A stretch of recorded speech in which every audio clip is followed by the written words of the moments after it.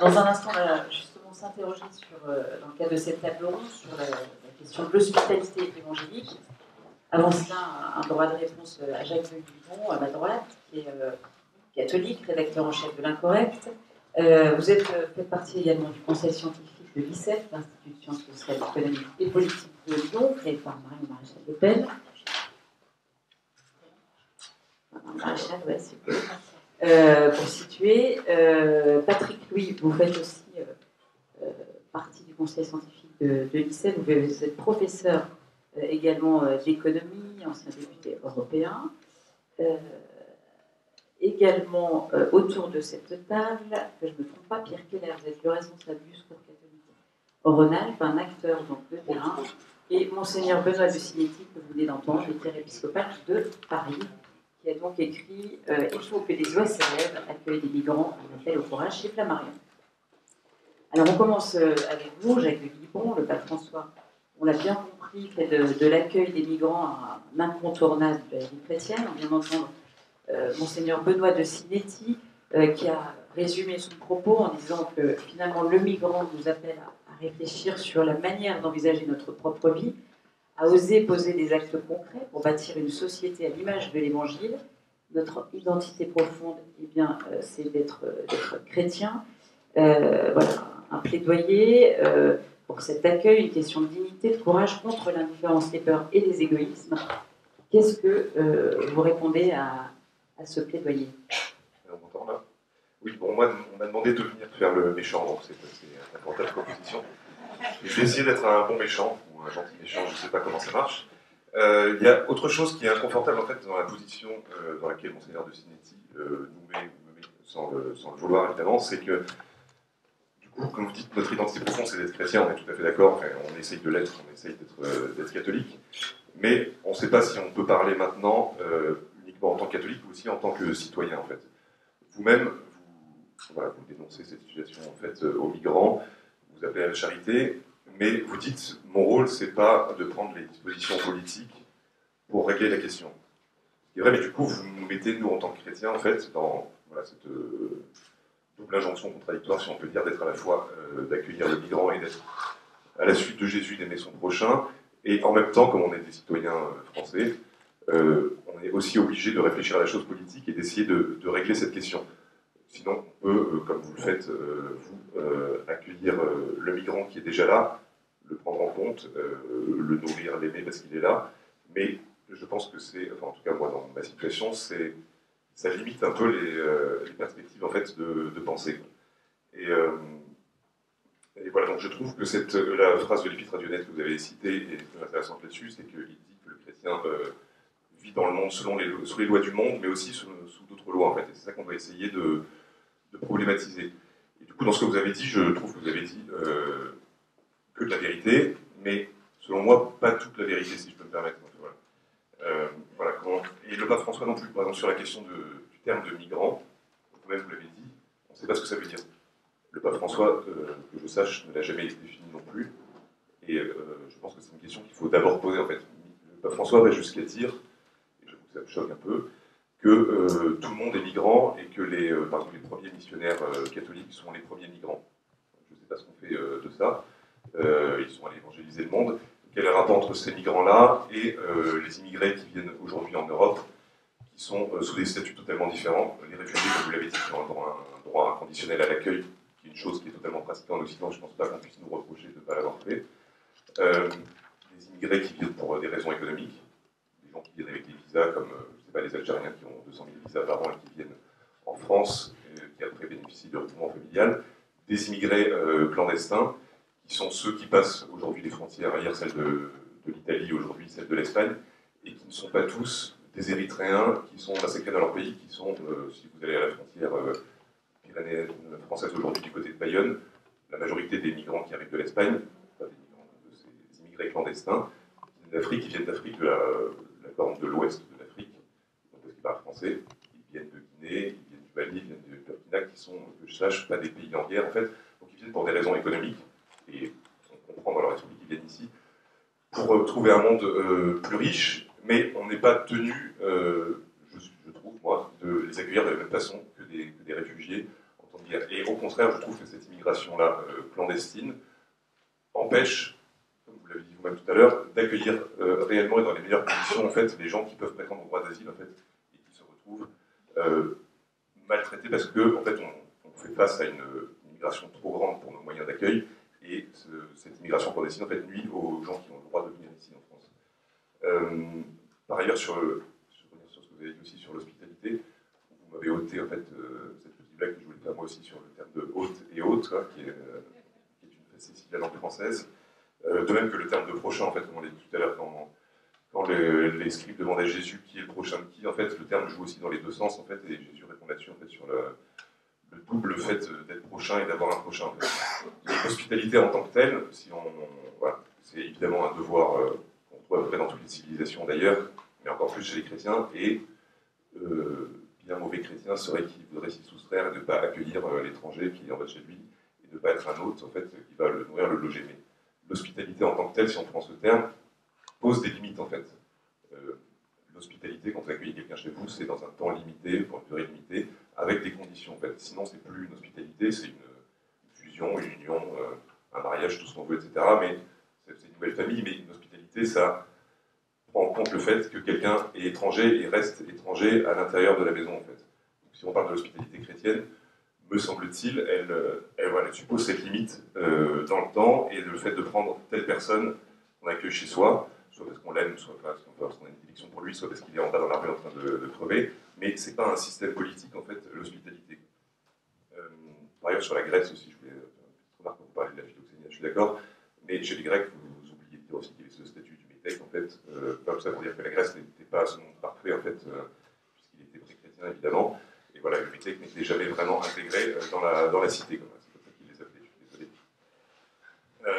Voilà, et quand vous dites, je suis tout à fait d'accord, parce que l'étranger, celui qu'on accueille chez soi, celui qu'on recueille chez soi, est une ouverture en fait à quelque chose, et reste en même temps un danger pour l'endroit où il est accueilli. C'est toujours cette ambiguïté qu'il y a en fait, et qu'il faut arriver à gérer, et je pense là à ce merveilleux film et livre de Pasolini, je ne sais pas si vous l'avez vu, qui s'appelle Théorème. C'est un livre qu'il a écrit et un film qu'il a réalisé en même temps en 68, qui est magnifique comme M. Pasolini à plusieurs niveaux de lecture. C'est une famille bourgeoise italienne chez qui arrive tout d'un coup un homme magnifique, très très beau. On ne sait pas d'où il sort. Il s'installe dans la famille comme ça et tout le monde l'aime. Et c'est Pasolini, cet homme voilà, couche avec tous les membres de la famille, le père, la mère, le fils, la fille, et déstabilise en fait totalement cette cellule familiale. Et s'en va après. Donc pour Pasolini, c'est une sorte de Christ charnel ou d'ange qui passe par là, mais qui montre cette double chose, à mon avis, c'est-à-dire qu'après, les membres de la famille, une fois qu'il est parti, sont dans les souvenirs d'avoir l'impression d'avoir eu cette grâce qui est arrivée, et en même temps, ça a détruit leur monde aussi. Et voilà, je trouve que c'est un peu la question aussi du bouc émissaire, c'est ça, c'est celui qui va s'introduire à l'intérieur, qui va être cet étranger en fait, sur qui tout va se reporter, et qui est à la fois donc, un bienfait et une malédiction en même temps, qui est la chose qu'il faut gérer, à mon avis. Je ne sais plus ce que je voulais dire d'autre, peut-être que j'ai parlé trop longtemps, pardon.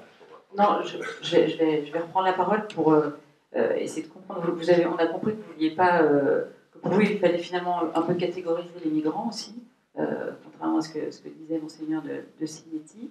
Est-ce que selon vous, il doit y avoir peut-être une hiérarchie aussi confessionnelle de l'accueil? Est-ce qu'on doit accueillir d'abord les chrétiens, par exemple? D'un point de vue politique, je ne pense pas en fait. Ça dépend de qui on accueille dans quelles circonstances. Encore une fois, si ce sont des réfugiés, en fait, qu'ils soient musulmans ou chrétiens, et qui prétendent droit d'asile, en fait, on s'en fiche de savoir s'ils sont musulmans ou chrétiens. Dans les faits, dans l'immigration qu'on a eue, mais qui est une immigration légale ou clandestine, venue par d'autres voies que par la voie des réfugiés, on a eu une très forte immigration de personnes de confession musulmane ou de familles culturellement musulmanes, ça tout le monde le sait, depuis 50 ans, et on est confronté à quelque chose qui n'est pas du multiculturalisme pour moi, c'est parce que la France est multiculturelle à la base, c'est-à-dire qu'un Basque et un Breton n'ont pas la même culture, mais à du multi-civilisationnalisme, qui est un mot imprononçable, donc on n'en voit pas. Et quand vous êtes confronté à une femme qui est sous une burqa, en fait, ce n'est pas juste une autre culture avec laquelle on va bien pouvoir s'entendre, c'est une autre civilisation, en fait, qui débarque chez vous, et faire coexister deux civilisations au même endroit, ça me paraît extrêmement compliqué. Alors, justement, est-ce que les peurs que vous soulignez, quand même, doivent justifier à elles seules ce refus d'accueillir? Je pense que ce sont des peurs, en fait, et Signetti a employé les bons mots habituels à la fin de replier, de peur, etc. Voilà. Il et à mon avis disqualifie en fait la manière de penser, mais moi je pense à cet exemple de Matteo Salvini que tout le monde voit aux Gémonies, le pape François le premier, qui a refusé d'accueillir l'Aquarius, etc., mais qui, il y a quelques semaines, est allé accueillir des femmes et des enfants venus d'Érythrée, je crois d'ailleurs, justement, enfin, qui étaient en Libye, et est venu les accueillir en les embrassant, en leur disant qu'ils avaient toute leur place en Italie. Et ça, me semble-t-il, voilà, c'est un excellent exemple, en fait, d'une immigration régulée par un État, en fait, souverain, et qui résout la question et qui va essayer de s'occuper justement des migrants qui sont chez lui légalement, en fait, et de refuser les autres pour pouvoir s'occuper mieux des premiers. Alors, quand on parle d'hospitalité évangélique, on a entendu quand même pas mal justement de textes de la doctrine de l'Église, justement, qui justifie cette hospitalité évangélique. Voilà, est-ce que ça ne suffit pas, justement, à se tourner vers l'étranger, le migrant, et l'accueillir? Encore une fois, l'étranger, en tant que personne qui est dans la rue, évidemment, avoir je trouve qu'il y a une certaine libido, si on peut dire, transférée sur le migrant, en fait, qui est le nouveau pauvre absolu. Et dans ce que disait Monseigneur de Signy tout à l'heure, j'ai l'impression qu'il n'avait jamais vu de pauvre, mais je sais que c'est pas vrai, mais avant de voir des migrants, en fait, alors qu'on a déjà des pauvres en bas de chez nous, et je ne veux pas les mettre en concurrence les uns avec les autres, mais je ne pense pas qu'on ait eu besoin de ces migrants pour penser à la pauvreté, pour s'ouvrir à l'autre, etc. Là, ils sont là, il faut essayer de réguler la chose, mais on a l'impression parfois qu'il faudrait qu'on en ait en fait réellement pour que ce soit mieux, qu'on vienne de meilleurs chrétiens. Mais moi, j'ai pas envie que les gens subissent un malheur pour être moi-même un meilleur chrétien. En fait, il y a déjà du malheur qui est là, en fait, et cette ouverture, elle est déjà là, en fait. On dit souvent que pour comprendre une réalité, un problème, il faut peut-être se mettre à la place des gens, et Monseigneur de Signy disait tout à l'heure, finalement, voilà, il faut, pour qu'on comprenne un petit peu ce qu'il vit, il faut se mettre à leur place et se comprendre pourquoi finalement ces personnes voilà, prennent autant de risques, voilà, ils quittent leur pays, ils arrivent de loin. Est-ce que cette démarche est intéressante? Ah si, mais je comprends qu'ils veuillent faire ça. La question, on reste sur la même chose, c'est qu'il faudrait régler le problème dans leur pays d'origine. Et d'ailleurs, tout à l'heure, quand on a fait la demoiselle a fait cette succession de déclarations de pape sur l'immigration, vous avez oublié, à mon avis, ce qu'a dit Benoît XVI dans son dernier message pour la journée des migrants, donc il a écrit en 2012, qui a été publié en 2013, où il dit, avant même de parler du droit à immigrer, il faut parler du droit à ne pas immigrer, c'est-à-dire à pouvoir rester chez soi dans des conditions décentes, etc. Et il cite Jean-Paul II qui dit ce droit de tout homme à pouvoir vivre dans sa patrie dans des conditions décentes, etc.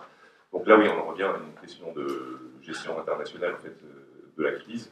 Donc je comprends la démarche individuelle de la personne qui veut venir faire fortune en Europe ou vivre mieux et nourrir son village comme ça, mais on a le droit de penser en fait, d'un point de vue de nos nations en fait, sans s'opposer les uns aux autres, qu'on voudrait régler la question en fait, chez eux. Alors, je vais me tourner vers Pierre Keller. Vous êtes responsable donc, du Secours catholique Rhône. Vous êtes donc un acteur du Rhône, pardon. Vous êtes un acteur de terrain. Que signifie finalement pour vous cette hospitalité évangélique en tant qu'homme de terrain? Je sais que vous aimez insister sur cette pédagogie de la rencontre, justement. Oui. Moi, je ne vais pas redévelopper ce qui a été dit sur l'absolue égalité de tout homme et de toute personne créée à l'image et à la ressemblance de Dieu, ça a été dit. C'est quand même fondamental. Je ne vais pas redévelopper la destination universelle des biens et ses conséquences pratiques qui font que celui qui n'a pas accès, enfin, dans la doctrine sociale de l'Église, enfin, dans la pensée sociale de l'Église, celui qui n'a pas accès au minimum vital pour vivre dignement, et ben moi, Pierre Keller, je le vole. Donc je ne reviens pas là-dessus, mais parce que je pense que la question, et Jacques de Guibon le dit d'une certaine manière, elle est plus une question économique globale, et Monseigneur Sinetti l'a dit aussi, qu'une question de migration. Aujourd'hui, la question de la migration est peut-être un symptôme de la question économique, c'est-à-dire que la nouveauté de ce siècle, enfin, du siècle précédent, c'est l'accès d'un grand nombre à beaucoup de richesses qui est sans précédent dans l'histoire de l'humanité. Avant, on avait quelques riches, beaucoup de pauvres. Maintenant, on a quand même beaucoup de riches. mes voisins. Alors, du coup, on a la capacité, très nombreux, de vivre dignement. On est riche, ça veut dire que voilà, on a un toit. Et ce sentiment aussi d'extrême richesse de quelques-uns, alors que perdure la pauvreté de ceux qui sont là ou de ceux qui arrivent, ou de ceux qui sont loin, c'est insupportable. Voilà. C'est ça que le pape appelle la mondialisation de l'indifférence, hein, et aussi, ça n'a pas encore été dit, ça, le terrorisme de l'argent. Est-ce que c'est ça? Voilà, bon. Alors, c'est dans ce cadre-là que le pape il dit « Unis à Dieu, nous entendons un cri. Le salaire, ça c'est Saint Jacques, c'est pas le pape ou quoi, c'est le salaire dont vous avez frustré les ouvriers qui ont fauché vos champs, crie. Et les clameurs des moissonneurs sont parvenus jusqu'aux oreilles du Seigneur. » Voilà. Donc, c'est pour ça que dans Evangelii Gaudium, il dit la solidarité est une réaction spontanée de celui qui reconnaît la fonction sociale de la propriété et la destination universelle des biens comme réalité antérieure à la propriété privée. La possession privée des biens se justifie pour les garder et les accroître de manière à ce qu'ils servent mieux le bien commun. C'est pourquoi la solidarité doit être vécue comme la décision de rendre aux pauvres ce qui lui revient. Ça a déjà été dit, mais je pense que c'est essentiel, sinon on ne peut pas comprendre. Donc la première chose, effectivement, et là je suis d'accord avec Jacques Guibillon, c'est qu'est-ce qui se passe dans les pays d'où viennent les personnes du point de vue économique. Et comment nous, on peut... Quelle est notre responsabilité je dirais, de nation antique, collectivement, vis-à-vis de ça? Sur la question... Alors, ouais. Allez-y, reposez-moi votre question. Non, là, on était quand même sur la question de l'hospitalité évangélique. On va reprendre, si je reprends sur la question de la rencontre. La rencontre, voilà. Est-ce que finalement, le salut du chrétien, du catholique, tel que vous êtes, tel que nous sommes, finalement, va dépendre de l'attitude que l'on aura à l'égard de ce migrant de l'étranger? Pour moi, pour moi, et puis pour nous, au Secours catholique, c'est vrai que la pédagogie fondamentale, c'est la pédagogie de la rencontre. C'est ce aussi où nous invite le pape François. Là, quand il dit la réalité supérieure à l'idée, donc d'abord rencontrer et connaître les personnes et connaître réellement leur situation. Alors, ici, je suis d'accord, et là-bas aussi. Hein, donc, je vais peut-être parler d'ici un petit peu. C'est pas qu'est-ce que je pense des migrants ou... Non, c'est rencontrer des personnes. On a au Secours catholique du Rhône une instance, on va dire, de gouvernance qu'on appelle un conseil d'animation, c'était mardi. Et étaient présents Serge, Abdelak, Samia, Lamia, Leda, qui ont tous une expérience actuelle ou ancienne de la migration. C'est pour ça que je suis un peu embarrassé quand je vois la diversité dans cette salle. Et souvent, quand une personne que je rencontre me dit les migrants, c'est quand même un problème. Je dis, ah oui, tu en connais personnellement? Et souvent, la réponse, c'est ah oui, je connais un tel, une telle. Des fois, c'est ma femme de ménage, trois fois, le jardinier, ah mais lui, elle, c'est pas pareil, parce qu'elle est sympa, et bien sûr, je l'aime. Donc, ça veut dire que, voilà, ça c'est le premier point. Deuxième point, nous qui rencontrons au quotidien les migrants, la réalité, et ça il faut quand même que vous l'entendiez, aujourd'hui, alors on dit il y a les bons, c'est les demandeurs d'asile, et les mauvais, c'est ceux sans-papiers.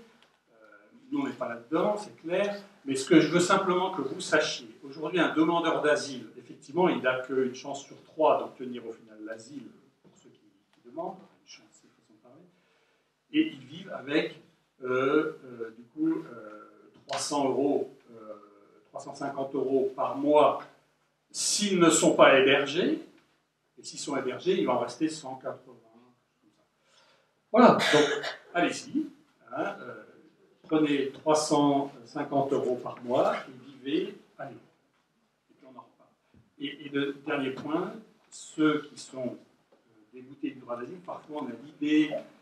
Enfin, on a l'idée qu'ils vont être, comment dire, qu'ils vont avoir des droits, qu'ils vont accéder aux services sociaux, etc. Ils n'ont aucune aide sociale, vous ne savez pas de droit au travail, etc. C'est une réalité. Alors ça n'enlève rien au travail qu'on doit faire de l'autre côté de la Méditerranée. Alors on va donner la parole à Patrick Louis, et justement pour vous, est-ce que être catholique, c'est aussi l'occasion quand on rencontre un migrant, de faire une rencontre avec le Christ, est-ce que c'est l'occasion d'une conversion? Oui, vous avez raison, j'essaie d'être catholique et j'essaie de ne pas être pharisien, c'est très difficile. Mais effectivement, quand on est catholique, on aime deux choses, c'est la vérité et la charité. Alors avant de répondre vraiment à votre question, je vais faire quand même trois remarques, puisque premièrement, j'ai bien préparé. La deuxième, c'est que je suis géopoliticien. Et je vais faire trois constats. Je répondrai à votre question. Le premier constat, au Liban, en 1973, les Palestiniens ont migré tous massivement au Liban. Ils sont installés. Et petit à petit, à un moment donné, ils ont créé un groupe communautaire dans le Liban, et ce groupe total a refusé de payer l'impôt. C'est la guerre de Tal el-Zatar. Et qu'est-ce qui s'est passé? L'État libanais, qui était composé de musulmans et de chrétiens, s'est opposé à eux. Et 10 ans plus tard, c'était les chrétiens contre les musulmans, et le Liban est détruit. La deuxième chose, remarque que je ferai, je travaille en Afrique beaucoup actuellement. En Afrique, il y a 1,1 milliard d'habitants. Dans 25 ans, ils seront 2 milliards. La grande question, c'est que ceux qui viennent chez nous, ce ne sont pas que les pauvres. Je vous renvoie au bouquin de Stephen Smith, qui montre très bien que pour venir ici, il faut payer 10 000 €, les pauvres ne peuvent pas. Ce sont les futurs cadres, la future élite qui pourrait développer l'Afrique qui migrent en grande partie. Et donc, le fait de les laisser venir, c'est une manière de piller leur pays de la ressource la plus importante qu'ils ont, qui est leur intelligence, et ceux qui pourraient être les cadres de ce pays. Troisième remarque, avant de passer à la deuxième catégorie de thème, si vous prenez ce qui s'est passé à Alep, les Turcs ont pillé 3000 entreprises et les ont déménagées, leurs entreprises. C'est-à-dire que les camions ont volé les usines, les machines, les presses, les tours, les étolimeurs, tout ça c'est parti. Et ces gens-là, on les a retrouvés après en Allemagne. Et également, c'est une élite, ce n'est pas les pauvres parmi les pauvres qui ont été. Donc je crois qu'il faut bien faire attention à faire un sujet qui est quand même très très grave. Et j'ai beaucoup apprécié tout ce qui a été dit, notamment le topo sur Saint Thomas, qui était très précis. Et je pense qu'ici, il faut que les mots soient précis. Et je pense que nos mots ne sont pas précis. La première chose, un migrant, je ne sais pas ce que ça veut dire. Hein, je connais les oiseaux migrateurs, ils viennent, ils repartent. Non, on n'est pas dans les migrants, on est dans l'immigration. On n'a pas affaire à l'immigration, parce qu'un gars multinational qui va s'installer dans une multinationale en France, puis qui n'a pas rappelé en Australie, il migre. Le migrant, on parle bien de l'immigration, c'est ceux qui, en fin de compte, ont pour but essentiellement de rester. Mais plus loin, je dirais, je ne sais même pas ce qu'est un migrant. Je ne sais même pas ce qu'est un délinquant. Je ne sais pas ce que c'est qu'un homosexuel. Alors, je ne sais pas ce que c'est qu'un migrant. Je sais qu'il y a des personnes qui, effectivement, migrent.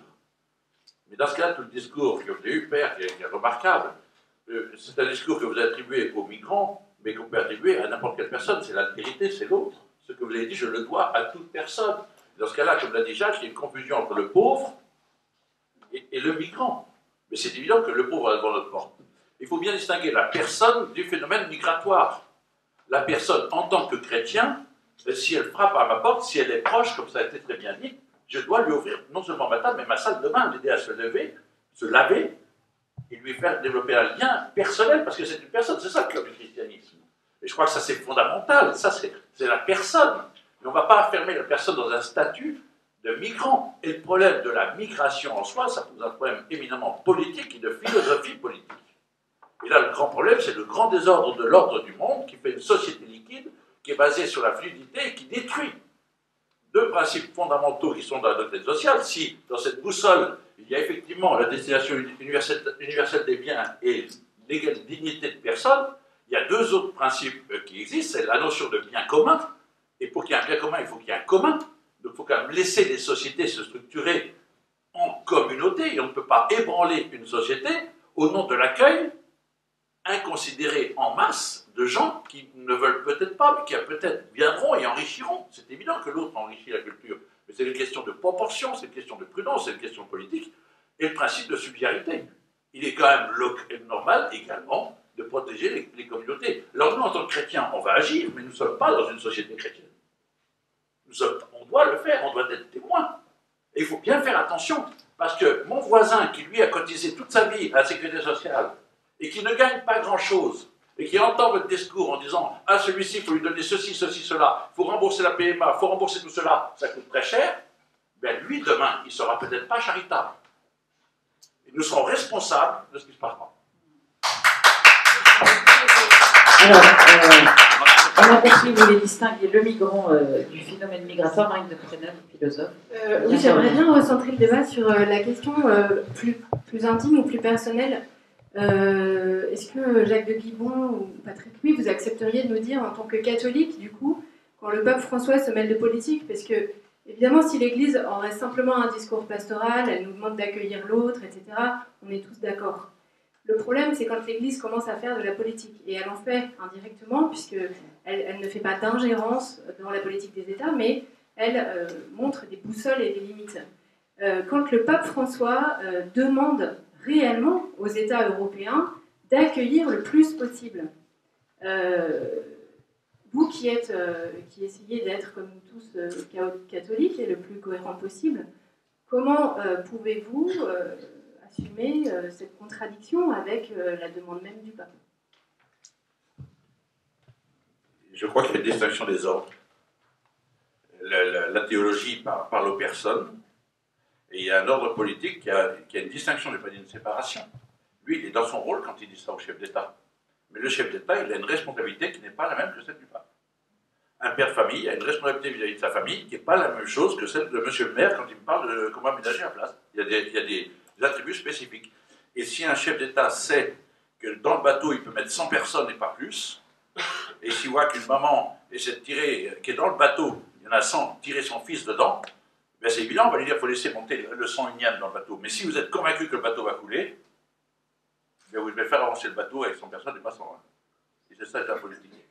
Un politique, il a un bien commun à gérer, il a des décisions à prendre qui ne sont pas toujours très faciles. Alors là, le pape, et c'est pour ça qu'il est bon d'avoir des politiques chrétiens.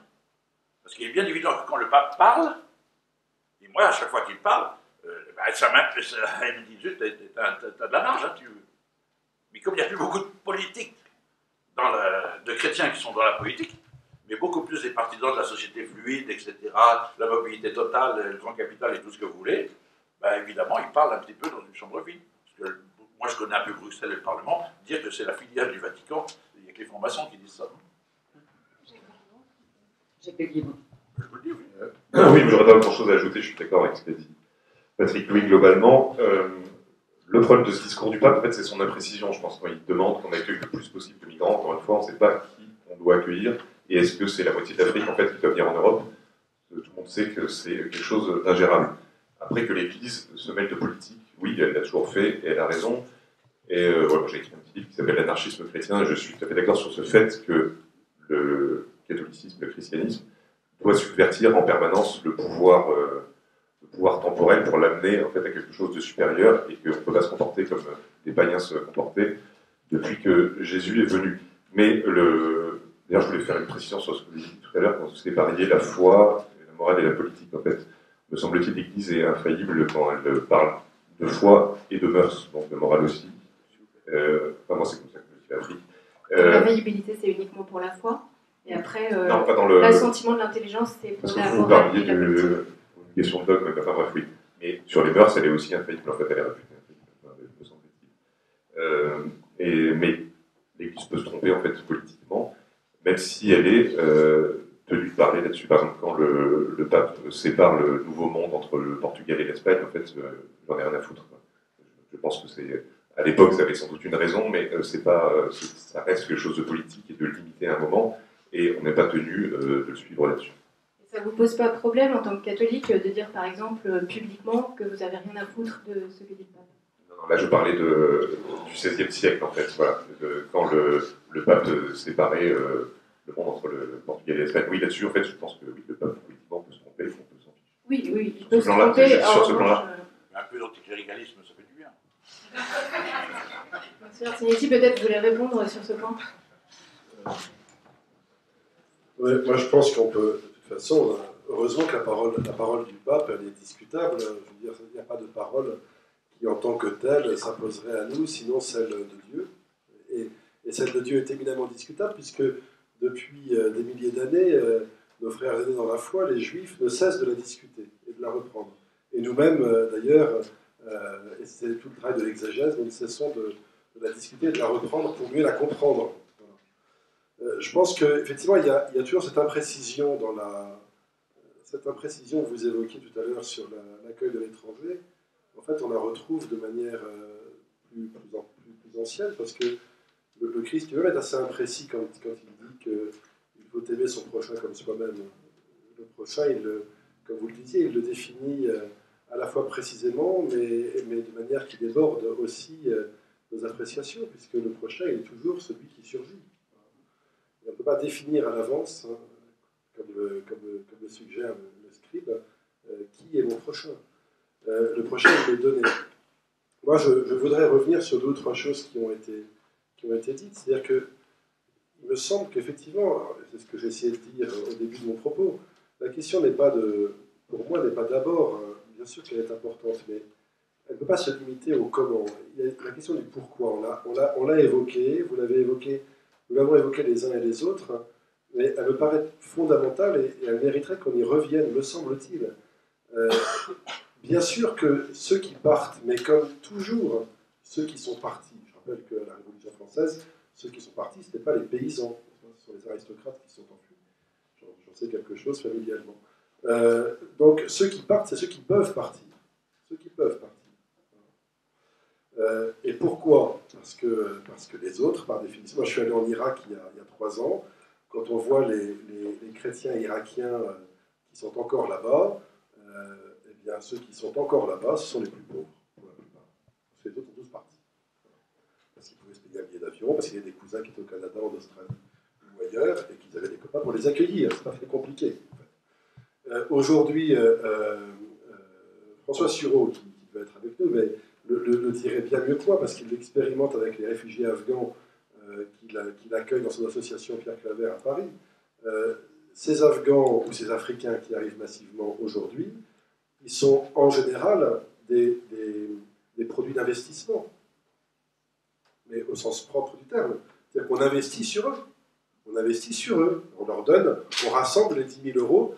Ça n'en fait pas des criminels, ni des salauds, ni des lâches. Ni des lâches.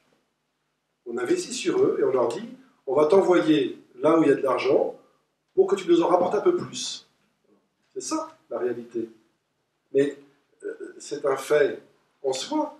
Maintenant, ces hommes en question ne méritent pas l'opprobre particulièrement. Pas plus que votre fils ou votre ami qui va aller faire du placement financier à Londres ou à Bruxelles pour échapper aux impôts. Donc il faut aussi être raisonnable sur moi, me semble-t-il, sur l'appréciation. La question donc pour moi, elle est sur le pourquoi viennent-ils. Voilà. Pourquoi viennent-ils? Et comment est-ce que nous en arrivons, nous, à renvoyer une image de nous-mêmes aussi. Enfin, je vais raconter une histoire, une anecdote. Pardon. Je suis allé au Cameroun il y a 11 ans, visiter une paroisse avec laquelle Saint-Germain-des-Prés et j'y vais depuis très longtemps.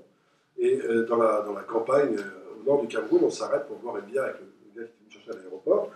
Vraiment, on peut boire une bière et conduire. Et il y avait un petit café comme ça, avec un écran de télé, CNN ou BBC ou France 24, une image de télé en continu, d'information continue. C'était à un moment donné où il y a une tension entre Israéliens et Palestiniens. Et il y a des Camerounais qui étaient là, puis il y en a un qui m'interpelle, qui me dit, je peux te demander un truc? Je dis, bah oui. Il dit, c'est quoi un juif? Je dis, pardon? Il dit, c'est quoi un juif? Alors, je vais lui expliquer, ça me semblait tellement évident que... Mais ça veut dire quoi? Ça veut dire que les images qu'ils reçoivent, nous avons les moyens de les décrypter, ce sont nos images. Et encore, nous les décryptons, mais ça n'empêche pas qu'il y ait des millions de gens qui se bousculent le Black Friday pour acheter une télévision neuve. Donc on les décrypte moyennement, si vous voyez ce que je veux dire. Mais nous les décryptons.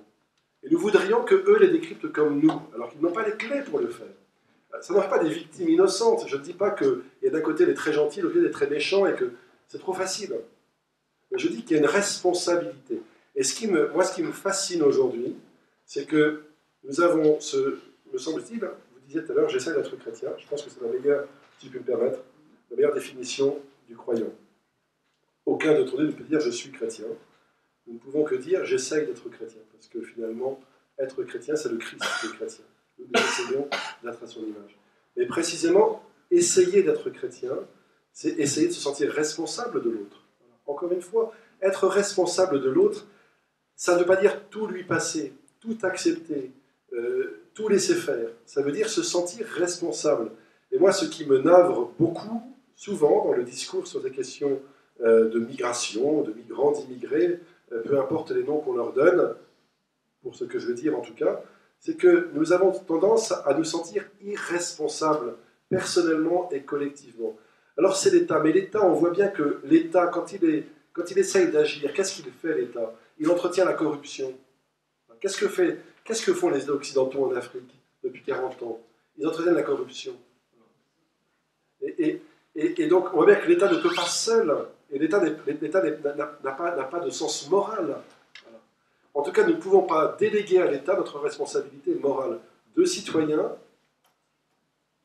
je vais dire de chrétiens, évidemment non, mais de citoyens, simplement. Et donc, il y a cette urgence de se sentir responsable. Et encore une fois, quelles que soient les conséquences qu'on en tire, mais de se sentir profondément responsable. Pierre Keller, vous voulez réagir? Juste une chose, c'est trop simplificateur de dire que les personnes étrangères qui viennent ici sont les riches dans leur pays. Ça a été assez vrai, mais c'est beaucoup plus diversifié que ça. Bon, voilà. Les Érythréens, ça va. Moi, je voudrais quand même revenir sur cette espèce de forme d'anesthésie économique dans laquelle on est. Et je suis assez d'accord avec ce que vient de dire M. Astinetti, c'est-à-dire qu'on ne se rend pas compte à quel point. Et c'est pour ça qu'on a besoin de rencontrer physiquement des personnes, de connaître leur situation, des pros, je suis d'accord avec ça, qui soient français depuis 1, 2, 10, 50 générations, ou 0, peu importe. Enfin, vis ma vie, quoi. Vis ma vie. Et mets en face, quand même, la dérive économique des 30 dernières années. Alors, quand on dit... Et ensuite, après, les politiques qui sont mises en œuvre ici, attention, quand, effectivement, on ne donne pas le droit au travail à des personnes qui sont là depuis 5 ans et plus, qui ont des familles. Alors, Dieu merci, les enfants sont scolarisés, mais ils n'ont pas l'accès à des moyens d'existence. On leur dit, tu n'as pas le droit de travailler. Donc, effectivement, ils travaillent au black. Et ce faisant, est-ce qu'on n'entretient pas, quand même de façon extrêmement dangereuse, cette idée qu'effectivement, ils doivent retourner dans leur pays, alors qu'en fait, ils n'ont plus de lien avec leur pays. Donc, enfin, c'est assez paradoxal. Donc, on est bien d'accord pour dire qu'à la fois, on ne peut pas, entre guillemets, accueillir toute la misère du monde, au sens où, s'il y avait des quantités considérables de personnes qui affluaient, on pourrait être dans un risque de désagrégation sociale, ça on peut l'entendre. Et en même temps, la vérité, c'est qu'on a actuellement en France les moyens, sans difficulté, c'est des choix politiques, mais on a les moyens de faire en sorte, par exemple, que les demandeurs d'asile soient tous hébergés et non pas la moitié, comme c'est le cas actuellement. On a les moyens pour qu'il n'y ait pas quelques milliers de personnes à la rue, à Lyon, comme partout, comme c'est le cas aujourd'hui. Donc,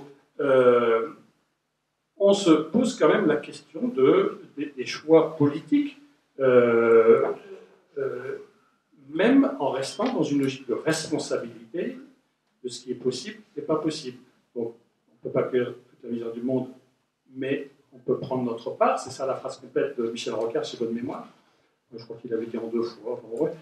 Je ne suis pas sûr aujourd'hui que dans notre pays, on prend notre part. On a les moyens. Ouais. PIB de la France, 2300 milliards. Dépenses publiques, l'État, 57% de ce qui est dépensé en France, c'est la puissance publique qui le fait. Mais quel service en face? Laissez-moi terminer. Ensuite, non mais je continue. Ensuite, le déficit budgétaire l'an passé est supérieur au budget de l'armée et au budget de la justice. 42 milliards, 32 plus 8, 30. Ça veut dire qu'aujourd'hui, on peut, bien sûr que la France est riche. Sinon, on n'a pas les moyens, personne ne les a. Mais la question n'est une question de volonté, c'est que comme vous n'avez pas de gâteau grossit pas, il faut dire clairement, quand on dit je suis pour l'immigration, je prends l'argent ici. Parce que vous ne pouvez pas avoir le beurre et sourire la crémière et le prix du beurre.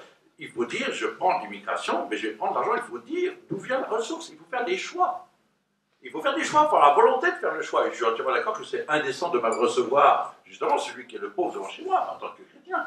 Mais il faut le dire, on le finance comment? Et il faut que ce soit clair, il faut que ça soit accepté. Et il y a, dans la France aujourd'hui, vous dites qu'il n'y a pas de désagrégation sociale, on est dans une dissociété. On est dans la disparition de société. on a racheté la société par la redistribution sociale, mais on a déstructuré la société. Et ce qui est premier, c'est d'abord de refaire une société qui, j'espère, que dans ses mailles, intégrera le pauvre qui doit prendre quelque chose. Mais à court terme, si vous lui donnez plus pour l'immigration, il faut me dire sur quelle ligne vous la prenez. Il y a quand même le réchauffement du monde, d'abord. Alors, vous le disiez tout à l'heure, Patrick, oui, les chrétiens ont aussi à s'occuper de politique. Justement, est-ce que l'identité chrétienne est en jeu aussi dans ce dossier de l'accueil des migrants? Je ne sais pas. Je ne me fais pas de soucis, le Christ a gagné. L'identité chrétienne ne me fait aucun souci. On passerait peut-être à la casserole avant, mais je ne sais pas.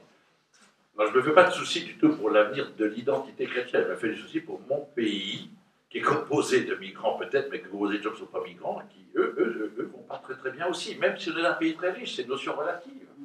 Il y a, dans des pays pauvres, il y a des gens qui vivent très bien dans certains coins d'Afrique, qui sont en dehors des zones urbanisées, les enfants rigolent, jouent, etc. Donc il faut bien faire attention à l'appréciation de notre modèle, mais ce qui est absolument certain, c'est que la question est politique, elle est morale, elle est éthique, elle est politique, et ceux qui nous dirigent sont favorables à, premièrement, la disparition du politique, qui est coincé entre deux choses, c'est l'omniprésence d'une perversion des droits de l'homme, hein, une vraie perversion qui est puis en dessous des experts techniciens qui pensent le monde qu'à travers une organisation commerciale du monde. Et c'est ça le fond du problème, c'est qu'il n'y a plus de société. Et à mon avis, le vrai problème, c'est de repermettre aux sociétés, mais une société, ça se construit à partir de quoi? Il faut bien une dimension communautaire. Effectivement, l'identité chrétienne est-elle en péril selon vous? Vous voulez dire en péril à cause du refus qu'on aurait d'accueillir étrangers, c'est ça la question? Ou justement parce qu'on les a en accueil étrangers. Non, je pense pas. Enfin, je pense que si vous parlez de la France, l'identité chrétienne est malmenée depuis assez longtemps en fait, et aucun rapport en fait direct avec l'immigration, sauf dans certains endroits. Oui, je pense que si vous allez en Seine-Saint-Denis, je pense que l'identité chrétienne, vous pouvez la chercher longtemps à part la basilique, mais pour le reste, en fait, c'est pas moi qui le dis, ce sont deux journalistes du Monde qui viennent enfin de découvrir la lumière qui le disent. Pour en revenir à la question de la migration, en fait, c'est ce département, par exemple, de Seine-Saint-Denis pose un problème, c'est là où vous vous dites qu'en fait, il y a des flux, en fait, ce que vous expliquent les maires qui sont des maires de communes là-bas, ils vous disent, moi j'ai réussi à intégrer au bout de 10 ans telle partie de la population qui va ailleurs, mais je reçois encore des flux de nouveaux arrivants, etc. Et si vous ne mettez pas de limite là-dessus, si vous ne gérez pas ça, en fait, vous êtes en permanence dans des endroits comme ça où il y a des nouveaux arrivants qui ne sont pas acculturés, qui n'ont personne autour d'eux pour les acculturer, en fait. Et ces maires-là, les gens qui sont là-bas, ont l'impression que ça ne s'arrête jamais en fait, et que ça devient ingérable. Et là, pour le coup, vous avez une société, comme le dit Patrick Louis, et c'est là où on peut poser les questions, en fait, voilà, on revient à tout l'univers du monde, même si on est un pays riche, on n'a pas organisé les moyens pour accueillir cette vague de migrants. Donc je pense qu'on est, voilà, pour en revenir à la question politique, on a le droit, en fait, de vouloir limiter ça, en fait, sans être un mauvais chrétien, en fait. Je pense absolument qu'on a le droit de vouloir limiter ça sans être un mauvais chrétien. Au contraire, il faut être. Parce que la vertu de prudence est un élément important du discernement. La question, en fait, me semble être qu'est-ce qu'on fait aussi de ceux qui viennent chez nous, que nous ne pouvons pas ou que nous ne voulons pas accueillir, je ne parle pas d'un point de vue moral, d'un point de vue juridique. Et ces 55 000 personnes que j'évoquais tout à l'heure, qui chaque année disparaissent dans la nature. Alors bon, peut-être un peu plus, un peu moins selon les années. Ça fait qu'en 10 ans, ça fait en gros 500 à 600 000 personnes qui sont là. Alors on peut dire qu'il faut les renvoyer chez eux, c'est respecter la loi. Mais vous disiez tout à l'heure quelle ligne budgétaire on prend. Là aussi, quelle ligne budgétaire on prend pour les renvoyer chez eux. Il y a 500 000 billets d'avion aller dans des pays qui ne veulent pas les récupérer. Est-ce qu'on peut préciser aussi qu'une partie des bouteilles de Brésil, etc., ne sont pas renvoyées chez eux parce que les juges, en fait, empêchent la police de les renvoyer chez eux en fait, pour des raisons humanitaires et du coup les mettent dans cette situation-là. Oui, non, mais moi, je ne détermine pas. Oui, ne me faites pas dire ce que je n'ai pas dit. Je dis juste qu'il y a aussi des bonnes intentions derrière et qu'on met les gens dans des situations qui sont des pièges, voilà, et que dans ces pièges, on les laisse dériver. Voilà. je pense que moi, même d'un point de vue purement cynique, purement utilitariste, c'est-à-dire que nous fabriquons avec ces gens-là, sans le vouloir, des gens qui progressivement versent dans des modes de vie et des modes de comportement de plus en plus parallèles de notre société, avec une opposition de plus en plus frontale, avec parfois une haine grandissante. Qu'est-ce qu'on fait ? Et ça, c'est des questions auxquelles, finalement, c'est très difficile de répondre autrement que dans l'injonction par le « on va tous les renvoyer chez eux », parce que c'est très gentil comme phrase, mais donc comment, avec quelle manière, quelle loi, quels traités internationaux, quel argent, qu'est-ce qu'on est prêt à faire pour ça, voilà. Ou bien dire il faut tous les régulariser, ce qui est aussi quelque chose d'un peu vertigineux.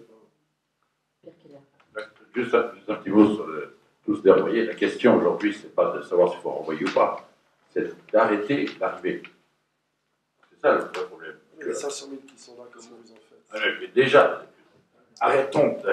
S'il y a une fuite d'eau au robinet, il faut y copier, bien sûr. Il faut déjà arrêter d'arriver. Et ça, c'est un problème géopolitique, c'est un problème de relations internationales, c'est un problème de philosophie politique. Et actuellement, nous sommes quand même, moi je me rappelle que je siégeais au Parlement, il était marqué sur le Parlement en lettres de 3 mètres, We need more immigration. C'était marqué en gros, nous voulons plus d'immigration. C'est un acte voulu par un certain monde, et c'est donc qui aspire, poussé par d'autres. Je vous renvoie à lire le bouquin que Jean-Frédéric Poisson vient de sortir sur la stratégie d'implantation de l'islam. C'est très intéressant, hein. C'est pas de l'idéologie, il parle d'un document officiel qui est publié par 57 pays de l'OCI, l'Organisation de coopération islamique. L'immigration est organisée dans un but pas philanthropique. Hein. Donc voilà ce que je veux dire. Pour moi, la question, c'est qu'aujourd'hui, bien sûr, il faut essayer de les accueillir, il faut que chaque chrétien apprenne à chez lui. Voilà, la solution. Non, mais vous voyez, ce que je veux dire, c'est que finalement, quand on dit qu'il faut empêcher ceux qui seront les illégaux de demain d'arriver chez nous, il faut arriver à d'abord déterminer leur illégalité avant qu'ils... il ne faut pas déterminer l'illégalité d'une demande avant qu'elle soit faite. C'est toute la difficulté. C'est-à-dire que quelqu'un qui vient pour faire une demande d'accueil en France, on ne peut pas décréter qu'elle est illégale avant qu'il ait fait sa demande. Et pour qu'il la fasse, il faut qu'il la fasse. Enfin, par définition, c'est un peu rhétorique tout ça. Mais alors, on peut après déterminer qu'il faut que cette demande se fasse ailleurs qu'en France ou en Europe. Et donc, on paye les Turcs ou les Libyens pour le faire à notre place. Et donc, on achète la paix sociale chez nous au prix fort parce qu'on paye les Turcs et on paye des milices libyennes, ce qui n'est pas extrêmement rassurant pour l'avenir géopolitique de notre continent, ni pour la morale publique, de manière générale. Ou alors on fait des hotspots comme on prévoit de le faire au Tchad ou dans certains endroits, mais qui gérera ces hotspots et quelle crédibilité, c'est des questions qui sont gigantesques, et auxquelles il faut vraiment sur lesquelles il faut qu'on avance, et à mon avis dans lesquelles les chrétiens doivent s'investir vigoureusement pour pouvoir y travailler pour la justice. Je rajouterais, je suis tout à fait d'accord avec ce que vous dites, je rajouterais également de créer une politique familiale en Europe de manière à ce que le poids relatif décroisse et qu'on donne envie. Parce que pour faciliter l'intégration, il y a tous les freins qu'on donne, il y a également le fait de savoir est-ce qu'on donne envie à ceux qui sont là de s'intégrer véritablement. Alors, je voulais juste revenir sur la question économique parce que vous me demandez où est-ce qu'on prend. Ce que disent les économistes, enfin le consensus, alors on manque peut-être un peu d'études sur le sujet, mais quand même le consensus des économistes sur la question, l'impact macroéconomique de l'immigration dans les nations, c'est qu'en réalité, le bilan, il est neutre, voire légèrement positif, et il est d'autant plus positif qu'on mène des politiques d'intégration favorables. C'est-à-dire que, pourquoi ? C'est très simple à comprendre. Beaucoup de migrants sont des jeunes adultes, donc ils vont être en bonne santé longtemps, ils ont une force de travail, ils sont comme vous et moi avec des compétences ou des compétences qu'ils peuvent acquérir, et donc ils produisent de la richesse. L'idée de dire que c'est un coût, c'est une aberration si on ne prend pas en compte leur capacité à produire. La richesse, reprenez l'histoire des États-Unis, bon bref, donc, le bilan économique de l'immigration, à partir du moment où vous créez les conditions pour que les gens s'autonomisent, c'est bien ça l'enjeu, il est grosso modo neutre, voire positif. Du coup, pour moi, il y a deux enjeux. C'est arrêter de bloquer, et cette interdiction d'intégration, d'une certaine manière, ça fait dissociété, oui. Point 1. Donc, deux choses, le droit au travail, et deuxièmement, le fait de s'engager chacun individuellement dans la rencontre. Parce que si effectivement on reste chacun dans nos cuchons, eh ben, on va développer des idées en l'air, mais pas la réalité de est-ce que discuter avec des personnes, rencontrer, faites des choses ensemble, sortez ensemble, et vous allez constater que les êtres humains, ils sont effectivement extrêmement divers, mais ils sont quand même tous une personne humaine créée à l'image et à la ressemblance de Dieu. Voilà, on va arrêter cette première table ronde maintenant pour passer au déjeuner, et je vous informe que le public pourra interagir cet après-midi dans le cadre de la deuxième table ronde. Mais Patrick, lui, a un petit message. Non, c'est une invitation que je demande à Paul, c'est de faire un débat avec monsieur sur le coût économique de l'immigration. Comme vous dites, il n'y a vraiment pas de consensus.